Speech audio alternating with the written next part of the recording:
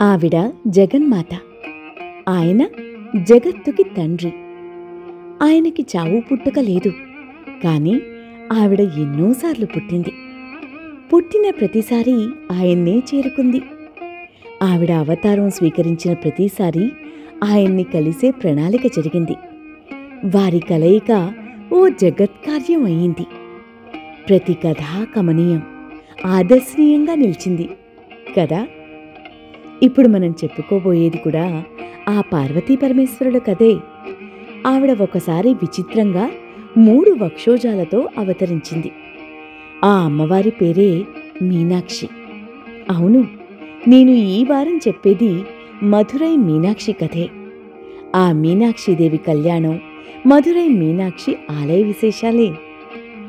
మధురైలో ఇప్పటికీ పార్వతీ పరమేశ్వరులు ఉన్నారని, సంచరిస్తున్నారని, భక్తుల పాలన చేస్తున్నారని నమ్ముతారు.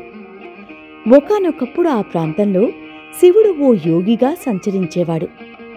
మధురై క్షేత్రం ఆయనే సృష్టించాడు అంటారు. ఆయన జుట్టు నుంచి మధురమైన అమృత బిందువులు పడ్డాయి కాబట్టి ఆ ప్రదేశానికి మధురై అని పేరు వచ్చింది. 64 శివలీలలు మధురైలో కూడా ప్రదర్శించాడు అంటారు. ఇక్కడే వెండి సభలో శివుడు ప్రతిరోజూ చిదంబరంలో చేసినట్టు ప్రదోష తాండవం చేస్తాడు. ఇక్కడే వైగై నదిని ప్రవహింపచేశాడు. ఇక్కడే శివుడు వేదసారాన్ని వివరించాడు. ఇక్కడే మీనాక్షీదేవి పుట్టి ప్రజల్ని పాలించే పాండ్యుల రాణి అయ్యింది. ఇక్కడే శివుడి వీర్యంతో అవతరించిన సుబ్రహ్మణ్యుడు శివాజ్ఞ మేరకు మీనాక్షిదేవి గర్భాన ఉగ్ర పాండ్యుడిగా జన్మించాడు. ఇక్కడే ఇంద్రుడికి పాప విమోచనమయ్యింది. ఇవి మధురైలో 64 శివలీలల్లో కొన్ని. 7వ శతాబ్దానికి చెందిన పరంజ్యోతి మహర్షి రచించిన తిరువిలయ్యాడల్ పురాణంలో సంస్కృత హాలస్య మహాత్మ్యంలో ఈ 64 శివలీలల ప్రస్తావన ఉంది. శక్తివంతమైన అమ్మవారి దేవాలయాల గురించి చెప్పుకున్నప్పుడు మధుర మీనాక్షి, కంచి కామాక్షి, కాశీ విశాలాక్షి అనుకుంటాం కదా. అలా ప్రసిద్ధిగాంచిన శక్తివంతమైన ఆలయాల్లో మీనాక్షీదేవి ఆలయం ఒకటి. ఈ ఆలయం తమిళనాడులోని మధురై నగరంలో ఉందని మనందరికీ తెలుసు. ఈ ఆలయంతో ముడిపడిన అనేక పురాణ కథలు, రహస్యాలు ఉన్నాయి. మీనాక్షీదేవికి సుందరేశ్వరుడికి సంబంధించిన కళ్యాణ ఘట్టం చెప్పుకుందాం. గర్భగుడిలో తనంతట తానుగా విగ్రహంగా కొలువై భక్తుల కోరని కోర్కెలు తీర్చే చేప కళ్ళ దేవిగా పూజలను అందుకుంటున్న మీనాక్షీదేవి 3 వక్షస్థలాలతో అవతరించింది. అలా పుట్టడం వల్లే ఆవిడ శివుణ్ణి సుందరేశ్వరుడిగా మధురైకి రప్పించింది. పార్వతీదేవి అవతారమే మీనాక్షీదేవి. మీనాక్షి అంటే మీనముల వంటి అక్షులు కలది, అంటే చేపలాంటి కళ్ళు ఉన్నది అని అర్థం. పురాణ కథ ప్రకారం ఒకానొకప్పుడు దక్షిణ భారతాన్ని మలయధ్వజ పాండ్యన్ అనే రాజు పాలిస్తూ ఉండేవాడు. ఆయన భార్య కాంచనమాల. కాంచనమాల పూర్వజన్మలో అమ్మవారిని పచ్చని శరీరకాంతితో ఉన్న కూతురుగా పొందాలని కోరుకుంది. పార్వతీదేవి, నీ తదుపరి జన్మలో నీ కోరిక తీరుస్తాను అని పలికి కొంతకాలం తర్వాత మధురైని పాలించే మలయధ్వజ పాండ్యన్ అనే రాజుకి తాను ఎంచుకున్న తల్లిని భార్యను చేసి ఎంతో కాలం ఆ దంపతులకు పిల్లలు కలగకపోతే పుత్రకామిష్టి యాగం చేయించే ప్రణాళిక వేసి ఆ యాగం జరుగుతున్న సమయంలో అగ్నిగుండం నుంచి 3 ఏళ్ల పిల్లగా నడిచి వచ్చి ఆ తల్లిని అమ్మా అని పిలిచింది. ఆ పాపే మీనాక్షీదేవి. ఆ సౌందర్యవతిని చూసిన రాణి కాంచనమాల ఎంతో మురిసిపోయింది. కాని 3 స్తనములు ఉన్న అమ్మాయిలా ఉండేసరికి పుత్రుడి కోసం యాగం చేస్తే ఇలా లోపం ఉన్న పాప వచ్చిందని మలయధ్వజ పాండ్యన్ బాధపడుతుంటే తనకు కాబోయే భర్తను కలిసినప్పుడు అదనపు రొమ్ము అదృశ్యమై సాధారణ స్త్రీలా 2 రొమ్ములు ఉంటాయని, తను కలిసిన వాడినే భర్తగా భావించి వివాహం చేసుకుంటుందని, ఆవిణ్ణి రాజకుమారుడిలా పెంచవలసింది అని ఆకాశవాణి పలికింది. రాజు మీనాక్షికి యుద్ధ విద్యలు నేర్పాడు. ప్రతిభా పాటవాలతో మీనాక్షి ఎదిగింది. తండ్రి మరణానంతరం శక్తివంతమైన పాలకురాలయ్యింది. ఆవిడ పాలనలో మీనాక్షిదేవి ఎన్నో రాజ్యాలను జయించింది. తన అద్భుతమైన సైనిక పోరాటాన్ని ప్రదర్శించింది. రాజ్యాల మీద దండయాత్ర చేస్తూ ఒకసారి ఇంద్రుణ్ణి ఓడిస్తే ఇంద్రుడు కదంబ వృక్షాన్ని బహూకరించాడు. అది ఇప్పుడు స్థల వృక్షం అయింది. ఆవిడ కదంబ వనవాసిని అయింది. ఆపై శివుణ్ణి జయించేందుకు వెళ్ళినప్పుడు ప్రమదగణాలు ఆవిడ్ని అడ్డుకోలేకపోతే శివుడు ధనస్సు పట్టి యుద్ధం చేసేందుకు వచ్చాడు. మీనాక్షిదేవి శివుడి మనోహరమైన రూపానికి ఆకర్షితురాలై చూసింది. ఆయన్ని చూస్తుండగానే ఆవిడ మూడవ రొమ్ము అదృశ్యమైంది. దీంతో శివుడే ఆవిడికి కాబోయే భర్త అని తీర్మానించుకుని శివుణ్ణి వివాహం చేసుకోమని కోరింది. శివుడు నేటి నుంచి 8వ రోజు మధురై వచ్చి వివాహం చేసుకుంటాను, ఆపై రాజ్యాన్ని కలిసి పాలిద్దాం అని ప్రకటించాడు. అన్నట్టుగానే ఏనుగుతోలు ధరించేవాడు, బూడిద పూసుకునేవాడు, పాములు ధరించేవాడు అత్యంత ముగ్ధ మనోహరంగా సుందరేశ్వరుడి రూపాన్ని ధరించి మీనాక్షిదేవిని వివాహం చేసుకునేందుకు ప్రమద గణాలతో, ఋషులతో, దేవతలతో ఒకనాడు హిమవత్ పర్వతానికి పార్వతీదేవిని వివాహం చేసుకునేందుకు ఎలా వచ్చాడో అలా మధురైకి వచ్చాడు. మధురై పార్వతీదేవి మీనాక్షిగా పాండ్యుల వస్త్రధారణ ఆచారం అనుసరిస్తూ తలమీద శంఖం ధరించి ఉంటుంది. కన్యాదానం చేసేందుకు మీనాక్షిదేవికి అన్న వరుసైన అళగర్ వైగై నది మీదుగా గుర్రంపై వస్తుండగా నది పొంగి ఆలస్యమయ్యింది. అప్పుడు కొండల మీద కొలువై అళగర్గా ఉన్న విష్ణుమూర్తి మధురైకి వచ్చి మీనాక్షిదేవి చేతిని శివుడి చేతిలో పెట్టి కన్యాదానం చేశాడు. పెళ్లికి వచ్చిన వారిలో శివుడి భక్తులైన వ్యాఘ్రపాదులు, పతంజలి స్వామి ఉన్నారు.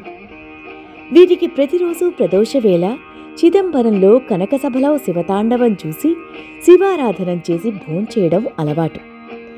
ఆ వేళ పెళ్లి వైభవం చూస్తూ శివతాండవం చూడలేకపోయిన వారు పెళ్లి భోజనం చెయ్యలేదని వారి కోసం శివుడు మధురైలో వెండితో నిండిన మండపంలో తాండవం చేశాడు. అప్పట్నుంచి శివుడు చిదంబరంతో పాటు మధురైలోనూ ప్రదోష తాండవం చేస్తాడు అంటారు. దానికి చిహ్నంగా మధురైలో మీనాక్షి ఆలయానికి దగ్గర్లో వెల్లియంబాల వీధిలో సుందరేశ్వరుడి ఆలయంలో భిన్నంగా ఎడమకాలుపై నిలబడిన నటరాజ విగ్రహం, తిరువిలయ్యాడల్ పురాణంలో 24వ అధ్యాయంలో తర్వాతి కాలంలో మధురైని పాలించిన రాజశేఖర పాండ్యన్ కుడికాలిపై నిలబడిన నటరాజు అలసిపోతున్నాడని భంగిమ మార్చుకొమ్మని ప్రార్థించగా ఎప్పుడూ కుడికాలిపై ఉండే నటరాజు ఇక్కడ మాత్రం భంగిమ మార్చుకున్నట్టు ఉంది. 16వ శతాబ్దంలో పరంజ్యోతి మునివర్ రచించిన స్థల పురాణం తిరువిలయదళ్ పురాణం ప్రకారం మీనాక్షిదేవిగా పార్వతి మీనాక్షిని వివాహం చేసుకుని సుందర పాండ్యన్గా శివుడు మధురైని చాలా కాలం పాలించారు. శివుడి ఆజ్ఞ మేరకు సుబ్రహ్మణ్యస్వామి మీనాక్షి అమ్మవారి గర్భాన జన్మించాడు. ఆ పిల్లవాడికి ఉగ్రపాండ్యన్ అని నామకరణం చేశారు. కార్యక్రమానికి తిరుమల నుంచి డేగరెక్కలపై విష్ణుమూర్తి వస్తే బ్రహ్మ సరస్వతి సమేతంగా వచ్చాడు. దేవతల గురువైన బృహస్పతి పిల్లవాడికి పాఠాలు బోధించాడు. 5 ఏళ్ల వయసులో ఉగ్రపాండ్యన్ ఉపనయనమైంది. 16 ఏళ్లకి తల్లిదండ్రులు సకల అస్త్రాలు నేర్పి పట్టాభిషేకం చేసి ఆయనకు వివాహం చేసి మధురైలో మూర్తులుగా భక్తులను పాలించేందుకు కొలువై ఉండిపోయారు. తర్వాత కాలంలో కులశేఖర పాండ్యన్ అనే రాజు గర్వంతో ఇళైక్కడన్ అనే ఓ పేద కవిని అవమానించినప్పుడు ఆ కవి సుందరేశ్వరుడి ఆలయానికి వెళ్ళి తన అవమానం గురించి స్వామికి చెప్పుకుని మధురైలో ఉండలేక వెళ్ళిపోతాను అన్నప్పుడు ఆయన వెనుకే శివుడు వెనుకే మీనాక్షిదేవి వెళ్ళిపోయి వైగై నదికి అవతల నిర్జన ప్రాంతంలో ఆ రాత్రి ఉన్నారు. మరుసటి రోజు మీనాక్షి సుందరేశ్వరుడి ఆలయాల్లో మూర్తులు కనపడకపోయేసరికి పూజారులు రాజుకి కబురు చేశారు. తన తప్పు తెలుసుకున్న కులశేఖర పాండ్యన్ ఇళక్కడన్ అనే కవిని వెతికించి సత్కరించాక మీనాక్షి సుందరేశ్వరుడి మూర్తులు తిరిగి గూళ్లల్లోకి వచ్చిన కథ ఉంది. ఈ కులశేఖర పాండ్యన్కు ఆలయం నిర్మించిన ఘనత ఉంది. ఇప్పటికీ ఈ దేవాలయాల్లో గోడు చెప్పుకుంటే శివుడు వింటాడని, అడక్కపోయినా చేతిలో చిలుక ద్వారా మీనాక్షి భక్తుల కోరికలు విని తీరుస్తుందని, పెద్ద చేప కళ్ళతో భక్తుల్ని చూసుకుంటుందని భక్తుల విశ్వాసం. చేతిలో చిలుకను పట్టుకున్న మీనాక్షీదేవినే సుఖశ్యామల అని పిలుస్తారు. మీనాక్షీదేవి సాధన శ్యామలాదేవికి సంబంధించింది అని భావిస్తారు. మీనాక్షి తిరుకల్యాణం ఉత్సవాన్ని చితురై తిరువిజ మీనాక్షి కళ్యాణం అని కూడా పిలుస్తారు. ఇది తమిళనాడులోని మధురై నగరంలో ఏప్రిల్ నెలలో చైత్రమాసం అంతా జరిగే వార్షికోత్సవం. ఇందులో మీనాక్షీదేవిని రాణిగా గుర్రంపై ఊరేగించడం, ఆలయం లోపల ఘనంగా మీనాక్షీదేవికి సుందరేశ్వరుడికి వివాహం జరిపించడం, వధూవరులను అలంకరించిన రథంలో పెట్టి వీధుల్లో ఊరేగించడం, అళగర్గా వచ్చిన విష్ణుమూర్తికి సంబంధించిన వేడుక, అళగర్ వైగై నది దాటిన దృశ్య ప్రదర్శన, అళగర్ని అలంకరించిన పల్లకీపై ఆయన ఆలయం వరకు ఊరేగింపు, మీనాక్షీదేవికి 4 నెలలు పరిపాలకురాలిగా పట్టాభిషేకం, సుందరేశ్వరుడికి సుందర్పాణ్యనుగా 8 నెలలకు పాలకుడిగా పట్టాభిషేకం లాంటివి చేస్తారు. ఇంతకుముందు మీనాక్షీదేవి సుందరేశ్వర కళ్యాణం, విష్ణుమూర్తికి ఉత్సవం విడిగా జరిగేవి. 17వ శతాబ్దంలో శైవ మతం, వైష్ణవ మతం అనుసరించి వేర్వేరు భక్తులను ఒకటిగా చేసేందుకు తిరుమలై నాయకర్ ఆయన పాలనలో 2 పండగలను ఒకటిగా విలీనం చేశాడు. ఇవి ప్రధానమైన ఘట్టాలు. ఇవి కాకుండా ఈ ఉత్సవంలో శివుడి 64 లీలలను, మీనాక్షీదేవి పాలనలో చోటు చేసుకున్న ముఖ్య విశేషాలను కూడా నాటకాలుగా ప్రదర్శిస్తారు. పాండ్యన్ శకం నుండి మధురై భౌగోళిక, ఆచార కేంద్రంగా, చారిత్రాత్మక నగరానికి కేంద్ర బిందువుగా విరాజిల్లుతోంది. ఇక్కడ అష్టశక్తి మండపం మధ్యలో మీనాక్షీదేవి ఇచ్ఛాశక్తి, జ్ఞానశక్తి, క్రియాశక్తి స్వరూపిణిగా వెలిగిపోతోంది. ఆలయాలలో ఆవిడ దివ్యశక్తి అనుభూతి కలుగుతుందని నమ్మేవారు ఉన్నారు. ఆ ప్రాంతాన్ని ఒకప్పుడు పాలించిన రాణి ఇప్పటికీ భక్తుల్ని రక్షిస్తుందని, వారి శ్రేయస్సు కోరుతుందని నమ్ముతారు. లలితా సహస్రనామంలో వక్త్రలక్ష్మీ పరీవాహ చలన్ మీనాభలోచన అనే నామంలో మీనాక్షీదేవికి సంబంధించిన మీనలోచని అన్నారు. కరుణారస సాగరంలో అమ్మవారు కదలాడుతూ మధురమైన అమృతాన్ని కురిపిస్తున్న క్షేత్రం మధురై క్షేత్రం. ఇక్కడే కర్ణాటక సంగీత త్రయంలో ఒకరైన ముత్తుస్వామి దీక్షితార్ మీనాక్షీదేవిపై మీనాక్షి మీముదాం దేహి మీచకాంగి రాజమాతంగి అనే కీర్తన ఆలపిస్తూ ఆవిళ్ళో ఐక్యమయ్యాడని అంటారు. సౌందర్య లహరిలో ఆవిడ కళ్ళు తన చెవులను తాకుతాయని వర్ణించిన ఆది శంకరులు ఇక్కడే మీనాక్షి పంచరత్న స్తోత్రం చేశారు. సుందరేశ్వరునికి భార్యగా, భయాన్ని పోగొట్టే దేవిగా, జ్ఞానప్రదాయినిగా, నిర్మలంగా, నల్లని కాంతితో బ్రహ్మదేవునిచే అర్చింపబడుతూ నారాయణుని చెల్లెలిగా, వీణ వేణు మృదంగ వాద్యములందు ఆసక్తితో కరుణా సముద్రురాలగు మీనాక్షీదేవికి నమస్కరించుచున్నాను అంటూ ఆదిశంకరులు శ్రీమత్ సుందరనాయకీం భయహరాం జ్ఞానప్రదాం నిర్మలాం శ్యామాభాం కమలాసన అర్చితపదాం నారాయణస్యానుజాం వీణావేణు మృదంగవాద్యరసికాం నానావిధాడంబికాం మీనాక్షీం ప్రణతోస్మి సంతతమహం కారుణ్యవారాం నిధిం అన్నారు. ఈ ఆలయంలో ఇంకా ఎన్నో విశేష ఘట్టాలు చోటు చేసుకున్నాయి. ఇంకా ఎన్నో విశేషాలున్నాయి. ఓసారి ఆదిశంకరులు అమ్మవారితో ఓడిపోయినా గెలిచిన కథ ఒకటుంది. అది వచ్చే వారం చెప్పుకుని ఈ ఆలయ విశేషాలు చెప్పుకుందాం. సరేనా?